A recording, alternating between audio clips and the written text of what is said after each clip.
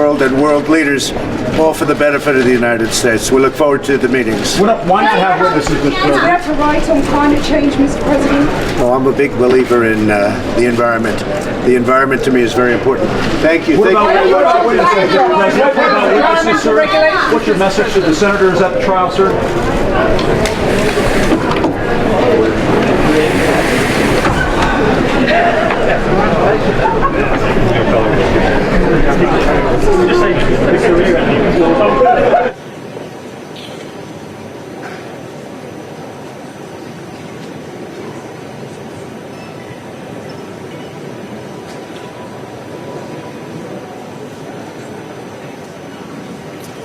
Ladies and gentlemen, we now present a special performance of an iconic Swiss song, Laurent des Vaches, sung by a group of Swiss tenors who recently performed at Switzerland's most traditional festival, the Fête des Vignerons. The song dates back to the 16th century, and many consider it as an informal national anthem of Switzerland. This brief performance will be followed by the special address.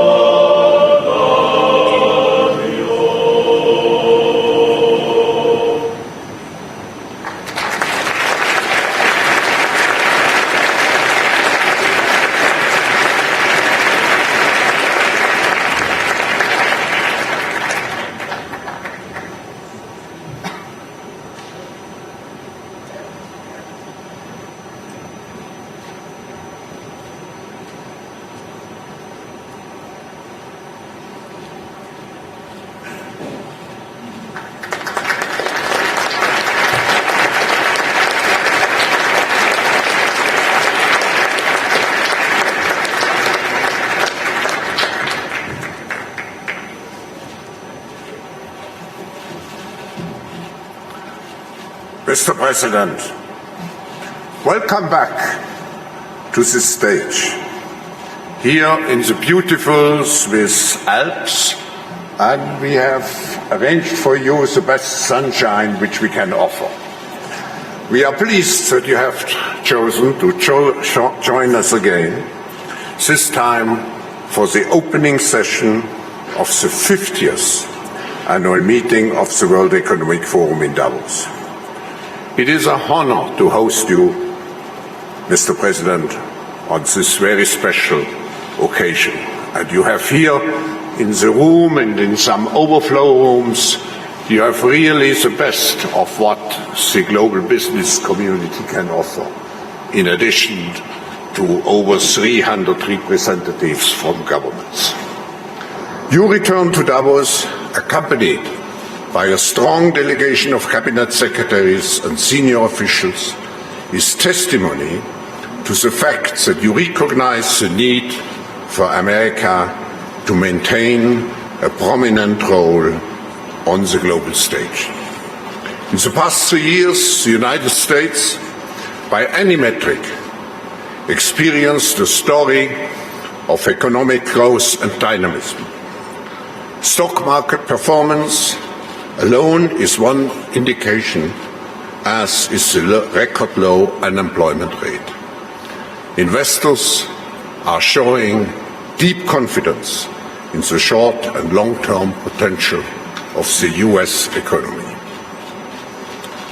Yet, Mr. President, with this good news, we all know there remain challenges ahead for the United States and for the rest of the world. We look forward to hearing your reflection as we gather here at this crucial time. Please, ladies and gentlemen, welcome Donald J. Trump, the 45th President of the United States.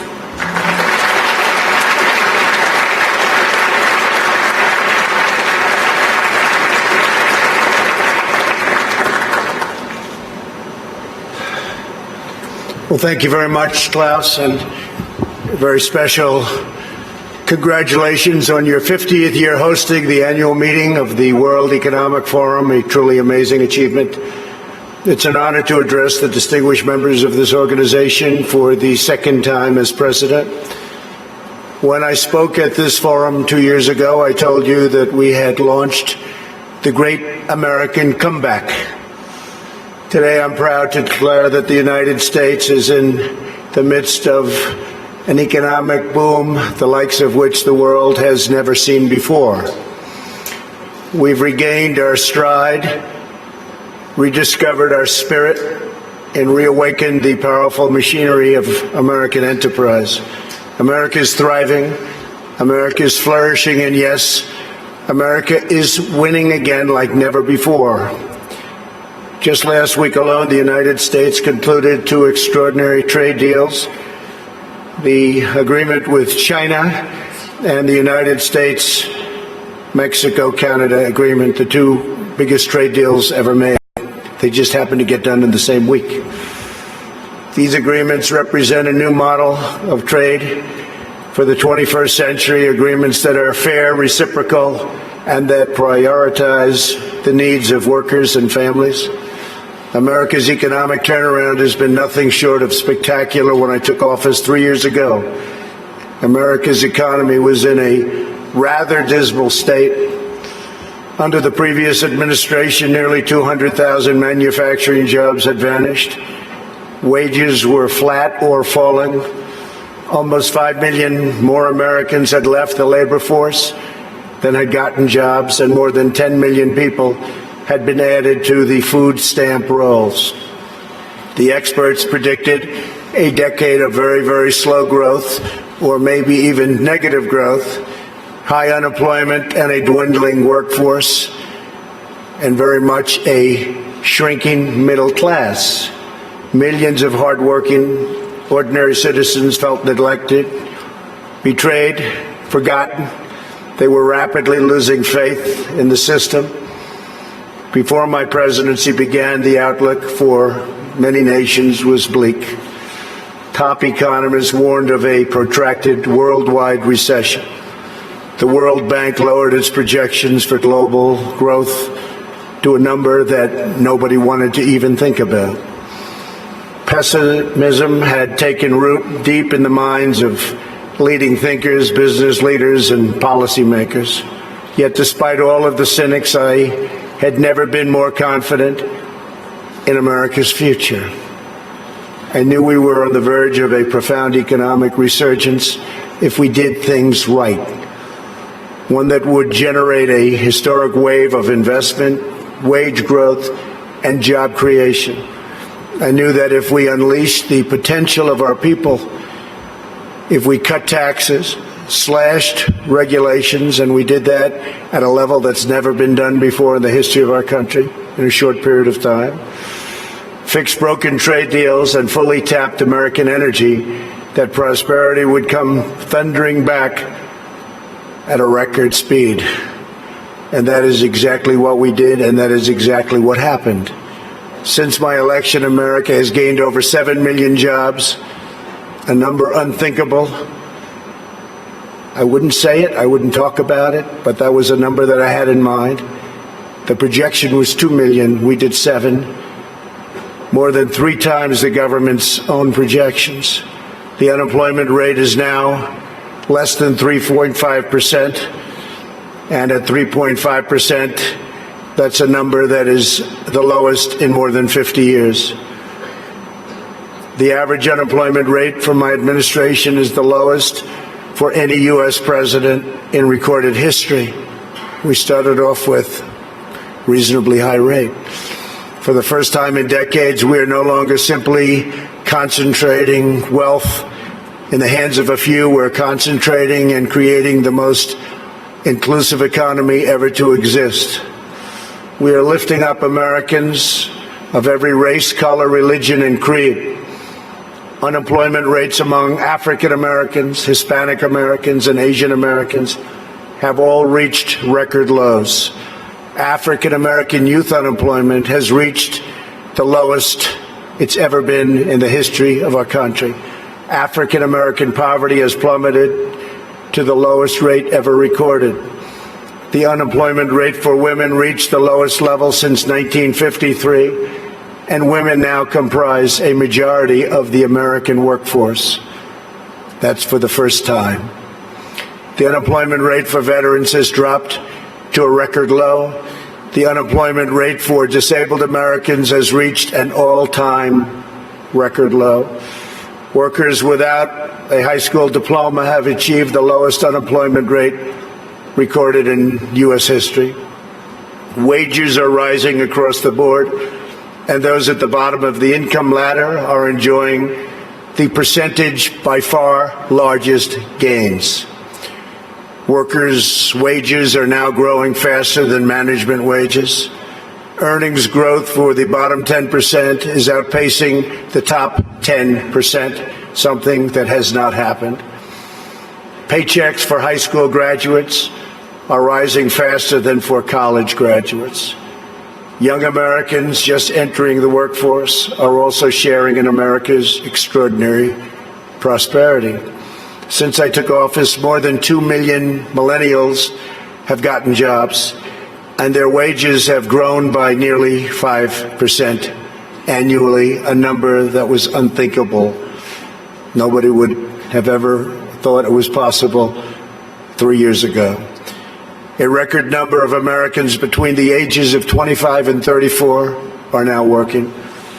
In the 8 years before I took office, over 300,000 working-age people left the workforce. In just 3 years in my administration, 3.5 million people have joined the workforce. 10 million people have been lifted off welfare in less than 3 years. Celebrating the dignity of work is a fundamental pillar of our agenda. This is a blue-collar boom. Since my election, the net worth of the bottom half of wage earners has increased by plus 47%, 3 times faster than the increase for the top 1%. Real median household income is at the highest level ever recorded. The American dream is back, bigger, better, and stronger than ever before. No one is benefiting more than America's middle class. We have created 1.2 million manufacturing and construction jobs, a number also unthinkable. After losing 60,000 factories under the previous two administrations, hard to believe when you hear 60,000 factories. America has now gained, in a very short period of time, 12,000 new factories under my administration, and the number is going up rapidly. We'll be beating the 60,000 number that we lost, except these will be bigger, newer, and the latest. Years of economic stagnation have given way to a roaring geyser of opportunity. U.S. stock markets have soared by more than 50% since my election, adding more than $19 trillion to household wealth and boosting 401ks, pensions, and college savings accounts for millions of hardworking families. And these great numbers are many things, and it's despite the fact that the Fed has raised rates too fast and lowered them too slowly. And even now, as the United States is by far the strongest economic power in the world, it's not even close. It was going to be close, but a lot of good things happened to us and some not so good things happened to certain other places. They're forced to compete, and we compete with nations that are getting negative rates, something very new, meaning they get paid to borrow money, something that I could get used to very quickly. Love that. Got to pay back your loan? No. How much am I getting? Nevertheless, we still have the best numbers that we've had in so many different areas. It's a conservative approach, and we have a tremendous upside potential when all of the trade deals and the massive deregulation starts kicking in, which will be during this year, especially toward the end of the year. Those trade deals are starting to kick in already. The regulations are kicking in right now. And I see such tremendous potential for the future. We have not even started because the numbers we're talking about are massive. The time for skepticism is over. People are flowing back into our country. Companies are coming back into our country. Many of you who I know are coming back in with your plants and your factories. Thank you very much. America's newfound prosperity is undeniable, unprecedented, and unmatched anywhere in the world. America achieved this stunning turnaround not by making minor changes to a handful of policies, but by adopting a whole new approach centered entirely on the well-being of the American worker. Every decision we make on taxes, trade, regulation, energy, immigration, education, and more is focused on improving the lives of everyday Americans. We are determined to create the highest standard of living that anyone can imagine. And right now, that's what we're doing for our workers, the highest in the world. And we're determined to ensure that the working and middle class reap the largest gains. A nation's highest duty is to its own citizens. Honoring this truth is the only way to build faith and confidence in the market system. Only when governments put their own citizens first will people be fully invested in their national futures. In the United States, we're building an economy that works for everyone, restoring the bonds of love and loyalty that unite citizens and powers nations. Today, I hold up the American model as an example to the world of a working system of free enterprise that will produce the most benefits for the most people in the 21st century and beyond.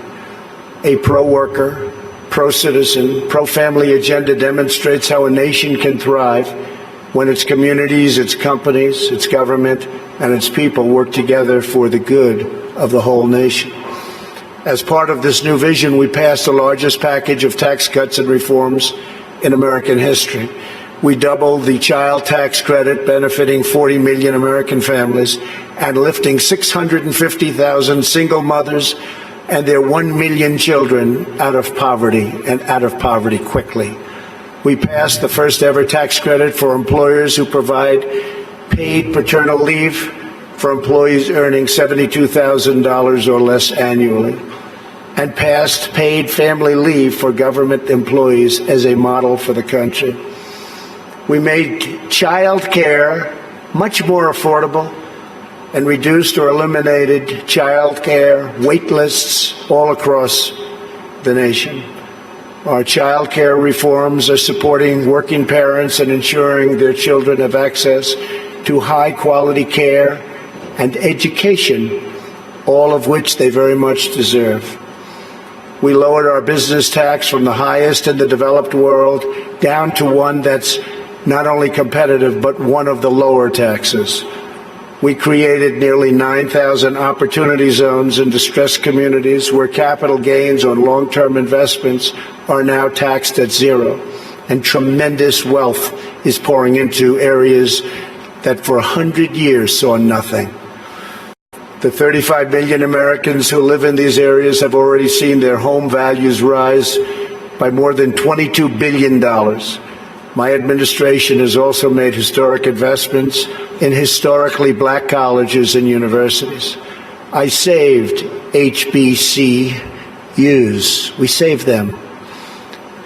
They were going out, and we saved them. We're removing roadblocks to success and rewarding businesses that invest in workers, families, and communities. We've also launched the most ambitious campaign in history to reduce job-killing regulations. For every new regulation adopted, we are removing 8 old regulations, which will save an average of American households about $3,100 per year.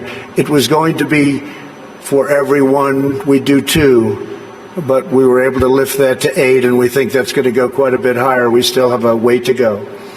Today, I urge other nations to follow our example and liberate your citizens from the crushing weight of bureaucracy. With that, you have to run your own countries the way you want. We are also restoring the constitutional rule of law in America, which is essential to our economy, our liberty, and our future. And that's why we've appointed over 190 federal judges, a record, to interpret the law as written. 190 federal judges, think of that, and 2 Supreme Court judges. As a result of our efforts, investment is pouring into our country. In the first half of 2019, the United States attracted nearly 1/4 of all foreign direct investment in the world. Think of that, 25% of all foreign investment all over the world came into the United States, and that number is increasing rapidly. To every business looking for a place where they are free to invest, build, thrive, innovate, and succeed, there is no better place on earth than the United States. As a central part of our commitment to building an inclusive society, we established the National Council for the American Worker. We want every citizen, regardless of age or background, to have the cutting-edge skills to compete and succeed in tomorrow's workplace. This includes critical industries like artificial intelligence, quantum computing, and 5G. Under Ivanka's leadership, who's with us today, our pledge to America's workers has become a full-blown national movement with over 400 companies committing to provide new job and training opportunities to already very close to 15 million American students and workers. 15 million. America is making sweeping changes to place workers and their families at the center of our national agenda. Perhaps the most transformative change of all is on trade reform, where we're addressing chronic problems that have been ignored, tolerated, or enabled for decades. Our leaders did nothing about what happened to us on trade. Before I was elected, China's predatory practices were undermining trade for everyone, but no one did anything about it except allow it to keep getting worse and worse and worse. Under my leadership, America confronted the problem head-on. Under our new Phase 1 agreement, Phase 2 is starting negotiations very shortly. China has agreed to substantially do things that they would not have done, measures to protect intellectual property, stop forced technology transfers, remove trade barriers and agricultural goods and on agricultural goods where we were treated so badly, open its financial sector totally, that's done, and maintain a stable currency, all backed by very, very strong enforcement. Our relationship with China right now has probably never been better. We went through a very rough patch, but it's never, ever been better. My relationship with President Xi is an extraordinary one. He's for China, I'm for the U.S., but other than that, we love each other. Additionally, China will spend an additional $200 billion over 2 years on American services, agriculture and energy and manufactured goods. So we'll be taking in excess of $200 billion, could be closer to $300 billion when it finishes. But these achievements would not have been possible without the implementation of tariffs, which we had to use, and we're using them on others too. And that is why most of our tariffs on China will remain in place during the Phase 2 negotiations. For the most part, the tariffs have been left, and we're being paid billions and billions of dollars a year as a country. As I mentioned earlier, we ended the NAFTA disaster, one of the worst trade deals ever made, not even close, and replaced it with the incredible new trade deal, the USMCA, that's Mexico and Canada. In the nearly 25 years after NAFTA, the United States lost 1 in 4 manufacturing jobs, including nearly 1 in 4 vehicle manufacturing jobs. It was an incentive to leave the country. The NAFTA agreement exemplified the decades-long failures of the international trading system. The agreement shifted wealth to the hands of a few, promoted massive outsourcing, drove down wages, and shuttered plants and factories by the thousands. The plants would leave our country, make the product, sell it into our country. We ended up with no jobs and no taxes. Would buy other countries' product. That doesn't happen anymore. This is the wreckage that I was elected to clean up. It's probably the reason I ran for president more than any other thing, because I couldn't understand why we were losing all of these jobs to other countries at such a rapid rate. And it got worse and worse, and I think it's probably the primary reason that I ran, but there are other reasons also. And to replace with a new system that puts workers before the special interests, and the special interests will do just fine, but the workers come first. Our brand new USMCA is the result of the broadest coalition ever assembled for a trade agreement. Manufacturing, agriculture, and labor all strongly endorsed the deal. And as you know, it just passed in Congress overwhelmingly. It shows how to solve the 21st century challenge we all face, protecting intellectual property, expanding digital trade, reshoring lost jobs, and ensuring rising wages and living standards. The United States has also concluded a great new trade deal with Japan, approximately $40 billion, and completely renegotiated our deal with South Korea. We're also negotiating many other transactions with many other countries, and we look forward to negotiating a tremendous new deal with the United Kingdom. Have a wonderful new prime minister and wants very much to make a deal, as they say. To protect our security and our economy, we are also boldly embracing American energy independence. The United States is now by far the #1 producer of oil and natural gas anywhere in the world, by far. It's not even close. While many European countries struggle with crippling energy costs, the American energy revolution is saving American families $2,500 every year in lowering electric bills, and numbers that people said couldn't happen. And also, very importantly, prices at the pump. We've been so successful that the United States no longer needs to import energy from hostile nations. With an abundance of American natural gas now available our European allies no longer have to be vulnerable to unfriendly energy suppliers either. We urge our friends in Europe to use America's vast supply and achieve true energy security. With U.S. companies and researchers leading the way, we are on the threshold of virtually unlimited reserves of energy, including from traditional fuels, LNG, clean coal, next-generation nuclear power, and gas hydrate technologies. At the same time, I'm proud to report the United States is among the cleanest air and drinking water on Earth, and we're going to keep it that way. And we just came out with a report that at this moment, it's the cleanest it's been in the last 40 years. We're committed to conserving the majesty of God's creation and the natural beauty of our world.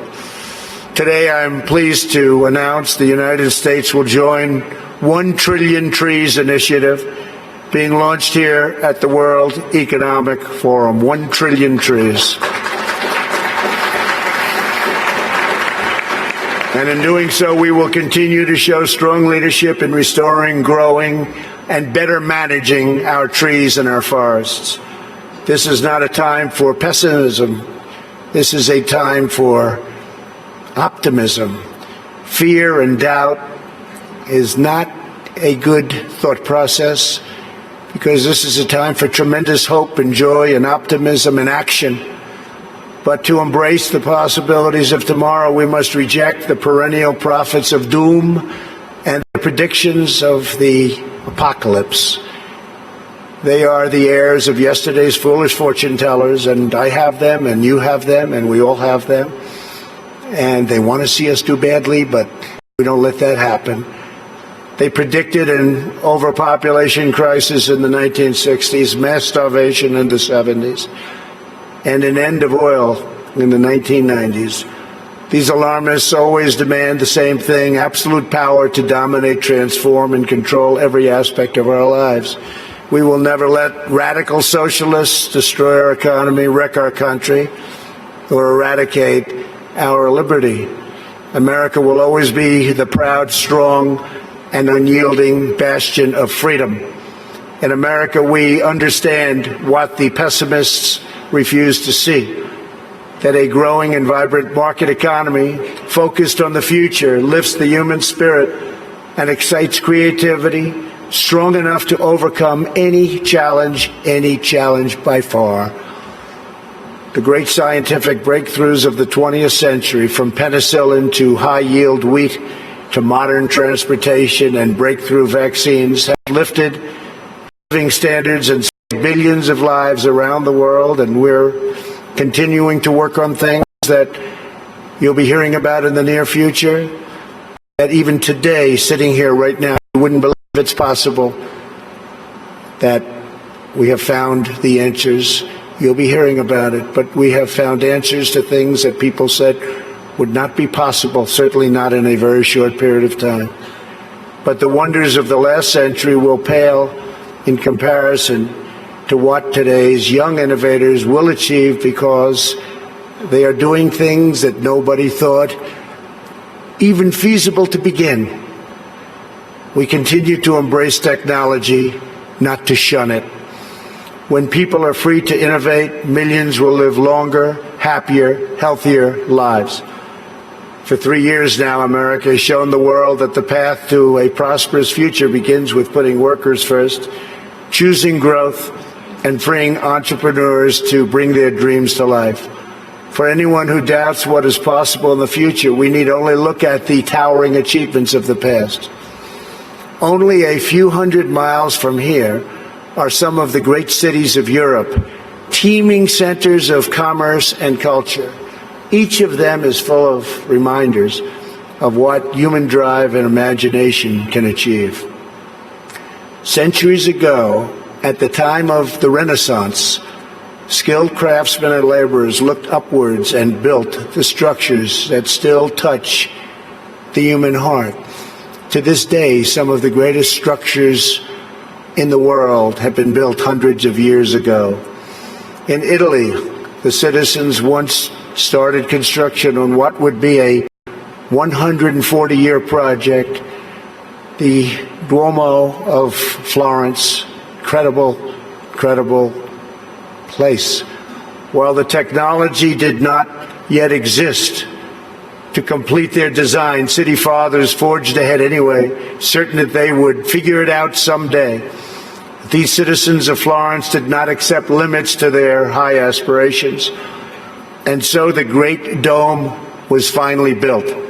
In France, another century-long project continues to hold such a grip on our hearts and our souls that even 800 years after its construction, when the Cathedral of Notre Dame was engulfed in flames last year, such a sad sight to watch, unbelievable sight, especially for those of us that considered it one of the great monuments and representing so many different things. The whole world grieved. Through her sanctuary now stands scorched and charred, and a sight that's hard to believe. When you got used to it, to look at it now, hard to believe. But we know that Notre Dame will be restored magnificently. The great bells will once again ring out for all to hear, giving glory to God and filling millions with wonder and awe. The cathedrals of Europe teach us to pursue big dreams, daring adventures, and unbridled ambitions.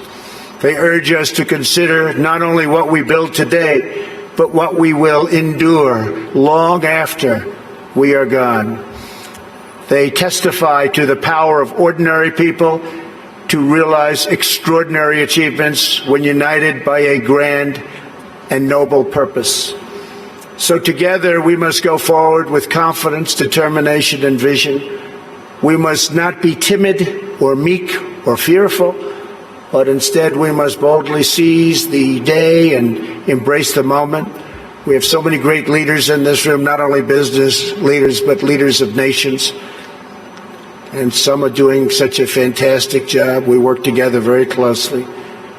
We will draw strength from the glories of the past, and we will make greatness our common mission for the future. Together we will make our nations stronger, our countries safer, our culture richer, our people freer, and the world more beautiful than ever before. Above all else, we will forever be loyal to our workers, our citizens, and our families, the men and women who are the backbone of our economies, the heart of our communities, and the soul of our countries. Let us bring light to their lives one by one and empower them to light up the world. Thank you very much. God bless you. God bless your countries, and God bless America. Thank you. Thank you very much.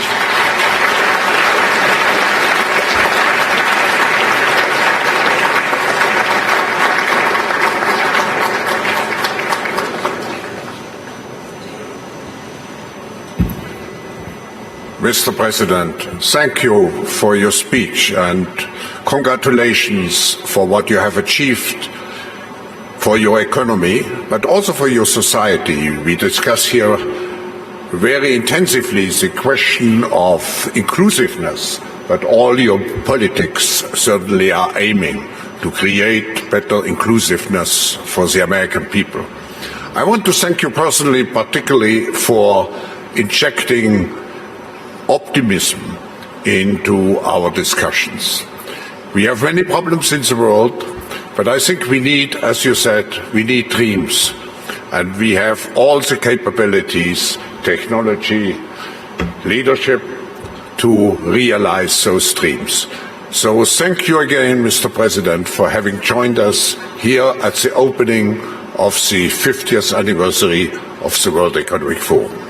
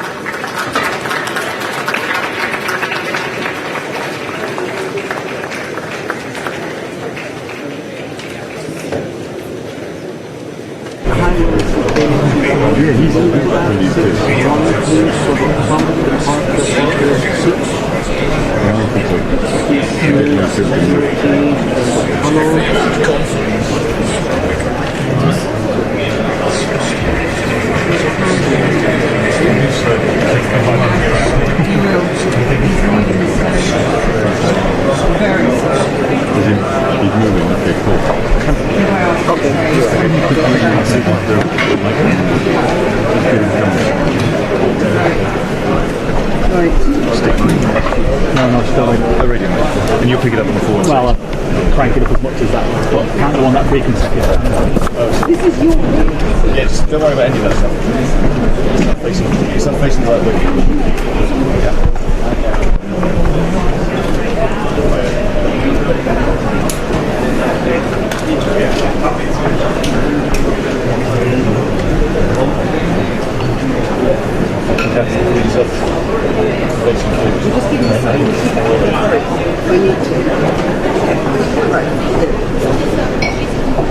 Give me a nod or something.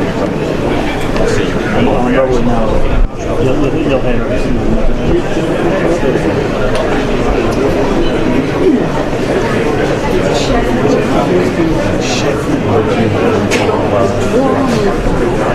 One just on this side of the Sorry, on that. see that red thing in the background there? So they're going to move that. Out that door. Oh, I see. I can't see it. Can you see what I honestly thought you were come round. Just shout. Give me someone. Yeah, he'll come round here. Yeah, he'll come round this. Just give it to me like your questions or your notes. Yeah.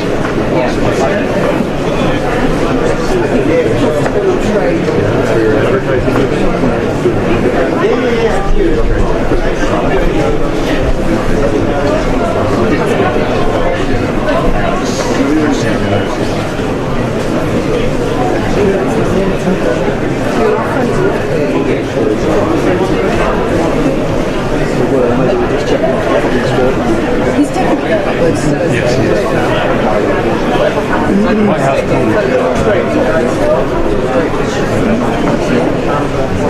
that's right there.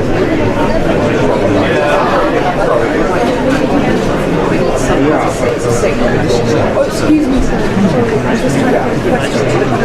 No, it's not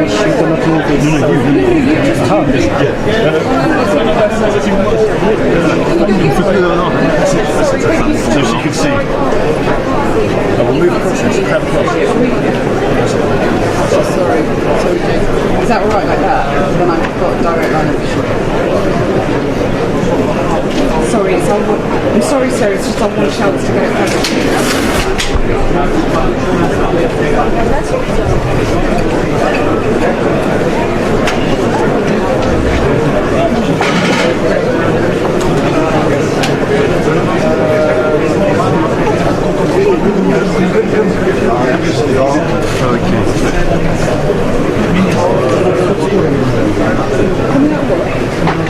Yeah, I think he's going to go upstairs. Did he? Can you see him? No, it's too far away now. I'll wait until he gets up closer.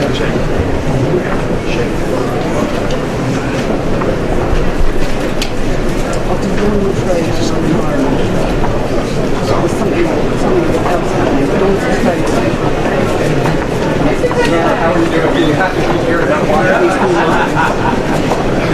Bringing a lot of business back to the U.S.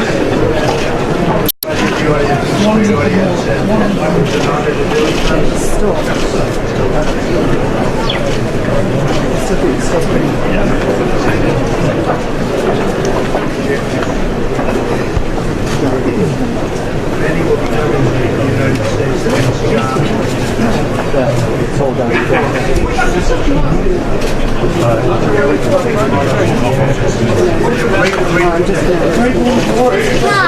Mr. President, how do you feel? President, How do you feel you were received? How was your speech received? Boris Johnson this year. One second, ma'am. Mr. President? How was the speech received, do you think? I think it was a really statesman-like speech, giving all the answers and the answering the questions we have related to the future of the economy. I personally was very impressed by the emphasis on inclusion, what has been achieved for the middle class, because it's one of the issues we want to deal with here. And I was particularly impressed by the end, because I feel we have too much pessimism and cynicism in the world, and you provided a optimistic, constructive outlook to our futures. Mr. President. I think that the speech was very well received. You had 200 of the biggest companies in the world in the room, plus you had numerous leaders of major countries, and I think it was very well received from everything I hear. And many of those people will be coming, making investments at a very large number, as you know, but big investments in the United States. That means jobs, it means economic development, and we're doing well. We've never done this well before, and we're going to do a lot better. Thank you very much. Can you do a trade deal with the UK by the end of the year? Just related to the business community, the President addressed the value, the stock value, the market value of those companies together represented on the highest level corresponds to 1/3 of global GDP. Do you have a message for Greta Thunberg on finance? Well, we're doing the 1 trillion trees together with lots of other people and lots of other countries, and I'm a very big believer in the environment. We right now are doing extremely well in the United States, but what I want is the cleanest water, the cleanest air, and that's what we're going to have, and that's what we have right now. Will you apologise to Greta Thunberg for insulting her on Twitter?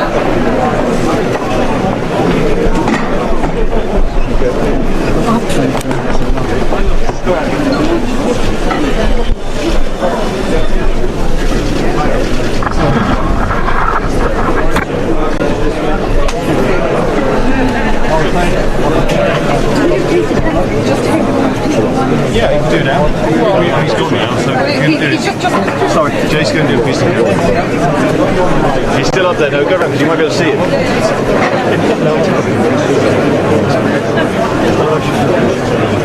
And we're going to